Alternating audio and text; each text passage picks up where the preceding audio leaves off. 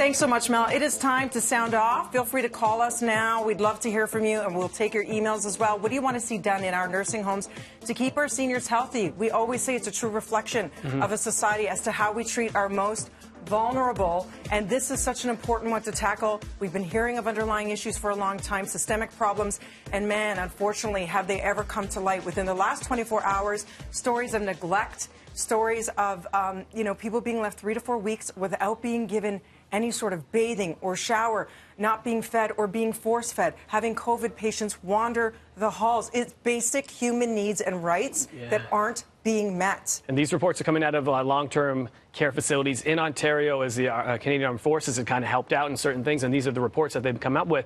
Aggressive behavior towards patients, things like that. So pest infestations, like roaches everywhere, rotting garbage. It's devastating. It's sickening to hear. Sores, and it's scary. You know, you think about keeping your loved ones in a home like this, and this is the treatment that you're being found out that's going towards them. It's rough for a lot of people waking up this morning and hearing this, for sure. How family members must feel worried sick, not only during this pandemic, but are they being left alone? Are they being taken care of? Are they being fed? Are they being turned over if they're unable to physically themselves, which can result in serious health problems and pain? You know, what is going on? Why is this happening? Thank goodness, in a sense, that report came to light so that change can be done. And the report, being brought to the forefront like this it's great that this is, in our faces now. We have to see it. But other people are saying this has been going on for a long time, and we've been trying to tell you all this, but no one's listening. Well, now everyone's listening. Canada's listening, and we want to listen to you as well. We've got Vicky on the line. Yeah, we do have Vicky first, right? Good morning, Vicky. We really want to talk about this. Do you have any firsthand experience or accounts, or are you just reacting to all the information we saw? So many pages, never-ending list of really bad problems within long-term care homes. I have personal experience. My mother-in-law just passed away. Oh, I'm so sorry. And I think that the long-term care homes are all short-staffed. Sorry, go ahead, love. Yeah, we can hear you. Okay, and the nursing homes, every time you turned around, there was agency staff in, part-time people in. They didn't know who they were. Yeah, I think that...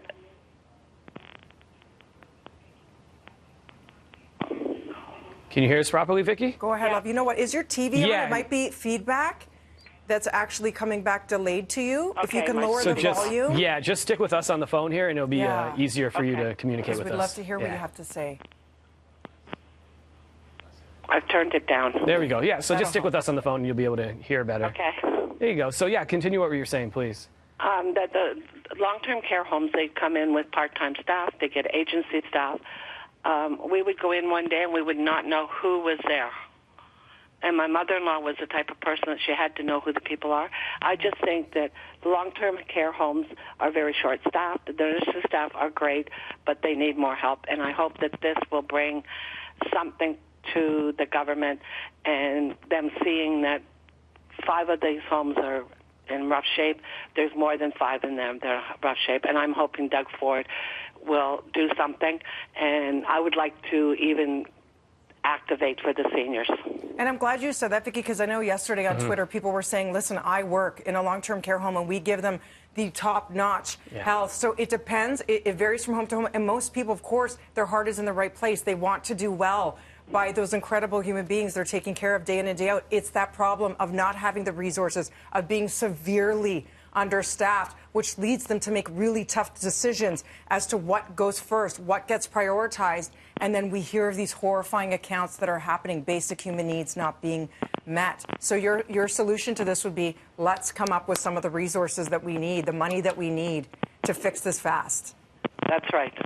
Thank you so much. Thanks for calling, Vicki. And for what both of you are saying there, it's so true. Think about any job you go to. If you don't have the resources, you don't have the support from your bosses and the programs, you don't want to do your job. You're not motivated to do your job. Unfortunately, in this situation, there's lives at risk, right? Yes. And we're not throwing it on the employees themselves in that sense, because there are a lot of great people that go out there and work every day to take care of other people, which is incredible, and we thank you for that. But it is a dire situation that is coming out right now. Yeah, and they're left in that horrible position of there's only so many of us here, and there's so many patients, there's only so much one human can do. Right. That's it. We're going to go to emails first, or you want to go to Wendy? I think they have Wendy on the line first. Yeah, let's go to Wendy. Good morning, Wendy. How are you doing, love? Morning, Rose. Good morning, Wendy. Hello. Hi, Wendy. It's Dina and Devo here. How are you? Oh, hot, but wonderful. Up in Creemore, it's just beautiful weather. Oh, that's Very good to nice. hear. We'd love to hear what you have to say about this shocking and deeply troubling news that was revealed yesterday regarding long-term care nursing homes. And I want to say that this is not new. I think that the COVID-19 and having the armed forces going in has brought a new light to the issue. Right. There have been several radio and TV shows regarding abuse of long-term care people. I witnessed, my mother-in-law was in Creden Valley, which is a very small long-term care home in Creemore, and she had excellent care. The facilities were not terrific, so I mean, if they're going from their own home into a nursing home, the facilities were drab, horrible, so that they need to pick that up. The staff were horribly unpaid, and they had to keep 3 or 4 jobs at different places to pay for their own bills. They were generally excellent with the patients. There are some that are very feisty, and so they were just separated, but it was really good. The inspectors would come in, and they would tell us that there was going to be an inspector coming through. Everything would be tidied up, but the inspectors never came back and said, oh, you didn't do this or you didn't do that. It was just a one-off thing. So they need more inspections. There was no follow-up to keep them accountable or to guide them. That's right. And the other thing is, it's also a family's responsibility to go in and check at different times of the day. Maybe you live far away, but have somebody, have an advocate to go in and say, hello, Mrs. Moore, and how are things today? And just look. Just be the advocate for that person. Yeah. And I think that's powerful. Keep the staff, only one place to work, increase their money, and give them some incentives. And I can only say that Creemore is a great place to have an old person live. Oh, you're so sweet, Wendy. Thank you so much for sharing that, the good, the bad, the ugly. It's conversations we all need to have in order to make changes once and for all, and you shed light on a lot of those issues. Thank you so much, Wendy. Stay safe, okay? Thank you so much for calling. We've got an email here. This one is from Melissa. Melissa says, these issues are not new information, as Wendy had just said. My GF worked at a nursing home back in the early 2000s, and she would ask for help from her coworkers and learn to do it herself as they were too busy chit-chatting at the desk. Many were left sitting an entire shift in their soiled diapers or worse. It's not always the center themselves being understaffed. It's underpaid staff or underappreciated who just stop caring, who stop giving their all, and it's not right. Hold them more accountable. It's unthinkable when you just think of those scenarios that are happening every single day. It's got to stop, Dee. And like you said, we have to provide, you know, it is hard work. It's work that must be compensated. Yeah. It's people's lives and they're in your hands. So whatever it takes, it has to be done. We have another email. Yeah, we do. This one's from Eric. Eric says, my mom is in long-term care. I think we need to recognize the homes that are doing a great job. Briarwood Gardens in Brantford calls my sister and I weekly. Updates are us sometimes daily about my mom's condition, the condition in the home, and the COVID-19 outbreak that happened over 4 weeks ago.